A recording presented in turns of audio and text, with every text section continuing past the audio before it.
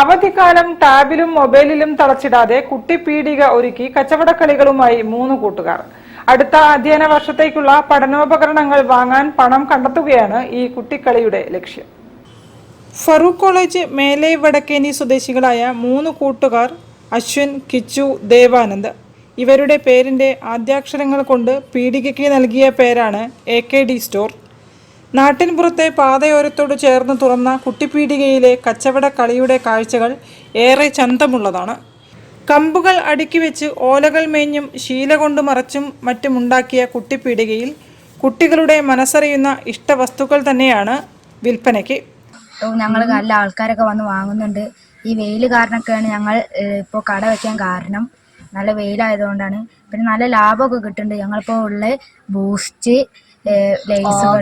പാർലെ, മേദാങ്കിള്, പിന്നെ ഷോബാസ്, പിന്നെ കുറച്ച് മുട്ടായി, പിന്നെ തിരുമ്പണ സോപ്പും പാത്രം സോപ്പും മുക്കും അങ്ങനത്തെയൊക്കെയാണ്. ചായക്കുള്ള അച്ചപ്പം, ബിസ്ക്കറ്റ്, അങ്ങനത്തെ സാധനങ്ങള്.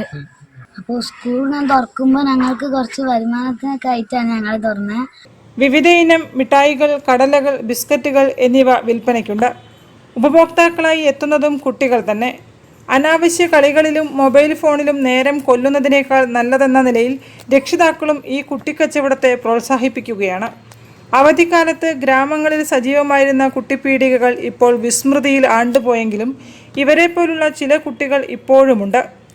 ഗൃഹാതുരത്വമുണർത്തുന്ന ഓർമ്മകളുമായി ഗ്രാമപാതയോരങ്ങളിൽ തേൻമിഠായിയുടെ മാധുര്യം സമ്മാനിക്കുകയാണ് ഇവർ. News bureau, Farooq.